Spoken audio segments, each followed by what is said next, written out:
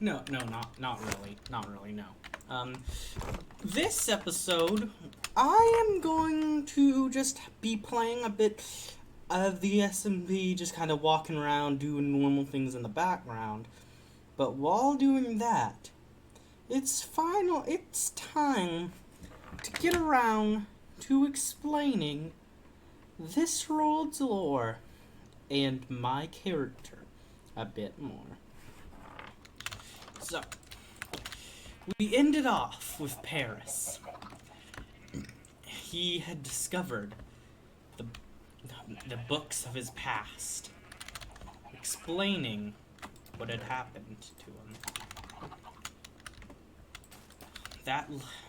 That led to a bit of an insanity. And as that grew, he joined with the Nether crew, the Nether crew wanted to keep the Nether isolated from the Overworld. So they went on an attack against the Overworld people. Just about everyone in the Overworld. To try to keep them from coming back. And that led to the first Nether Crusade.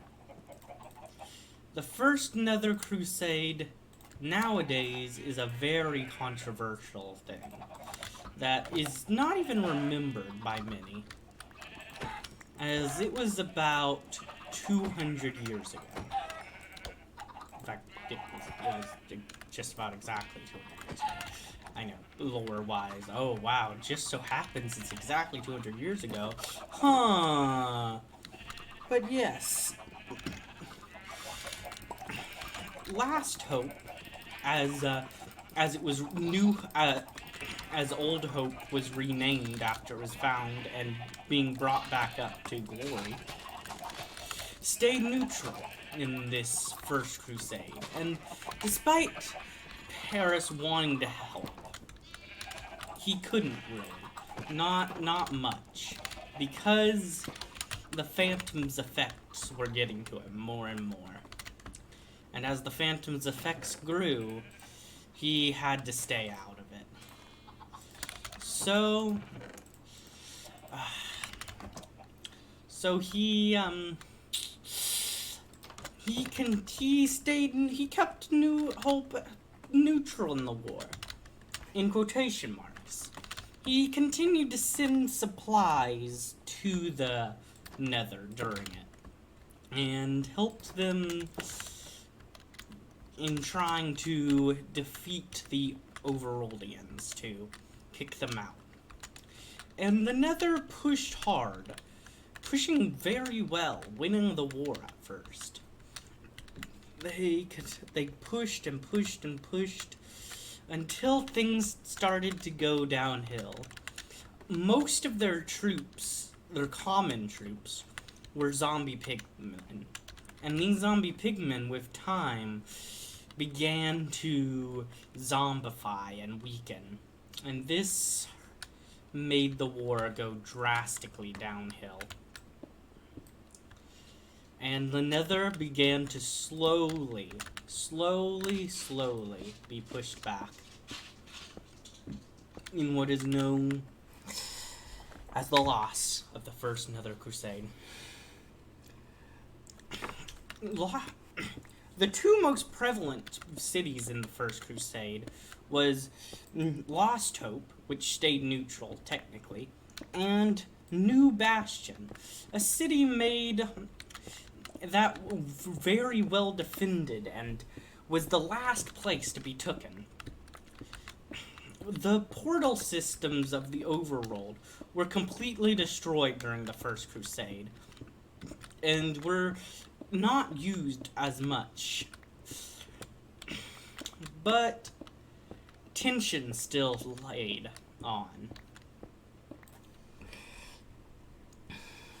It grew. Things stayed kinda peaceful for a while. New Hope lost hope, grew to be a city where both older Overworldians and Nether people stayed. It became a bastion for both being bastion, get it? It became a bastion for equality between the two people, trying to keep things normalized. But as tension grew, about 100 years later, it was attacked and taken by the army. Well, more like 80 years later, but it was attacked and taken by the Nether army and forced to be their new staging ground. The captain, as Paris was known, tried to hold them off, but could not do so, and ran to stop any more bloody fighting. The captain then, in desperation, joined the overworld, as he saw the Nether was overreaching their bounds, and doing the same thing again, while they had already won. Even though they lost, they really won because they destroyed the Nether portals, so yeah, nobody was going to the Nether.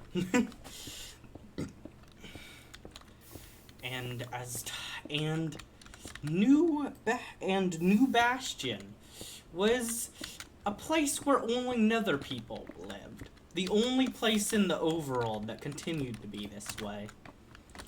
Despite losing the war, they were allowed to keep this one territory in the overworld, where they began to continue to build stronger fortifications, making this one of the most defensively powerful places in the world. In fact, probably the most defensible, not just one of the most. But around the same time as Last Hope's fall to the Nether, they became more militaristic. And 20 years later, the Second Crusade had began. The Second Crusade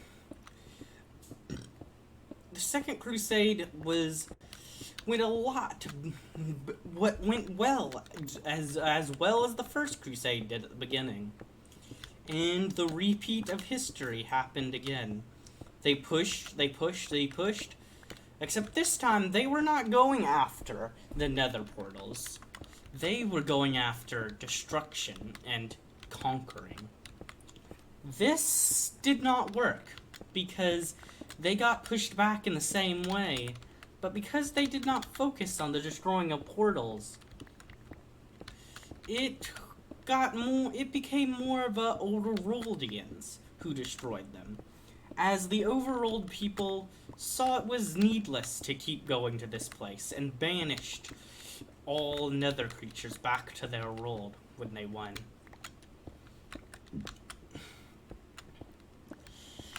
This ended the Second Nether Crusade, with the captain leading the victory for the Overworldians.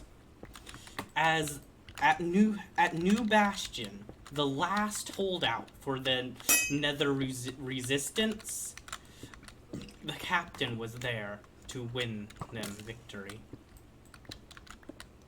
And the fall to a general. A general was working on the side of the Nether. They were the last high-ranking official left, or last high-ranking general left. And as they were all that was left, they had full command of the army. With that power, they decided to surrender, giving up all chances of the war, and giving up their defensive structure to the Overworld. He is still vaguely remembered by some as a hero to the Overworld. Not many remember him now. He ended the Nether War, but they could have lasted for tens of years, maybe even hundreds of years, if they just stayed held up in their bunker in the New Bastion. But they surrendered beforehand to lose no more lives.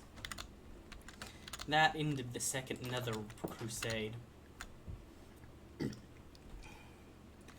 And that leads into my next character. I fought in the Nether Crusades, but only the end of it. I was brought in as soldiers were running out. I was pretty young, extremely young, and decided that, well, I didn't really like the Crusade, but, you know, they didn't exactly give me any options. So I joined in, and did my best just to survive. And I did.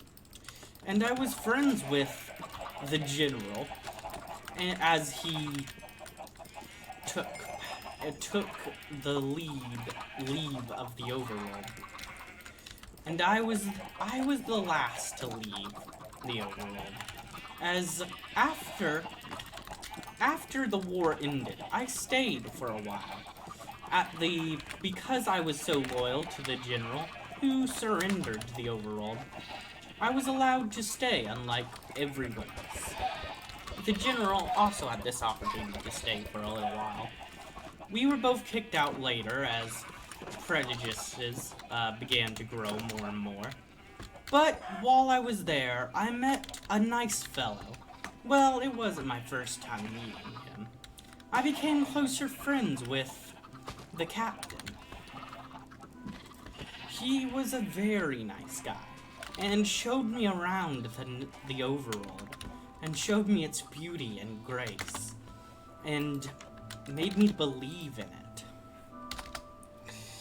But as time went on, uprise rose up to the hatred of these two beings being let to stay here.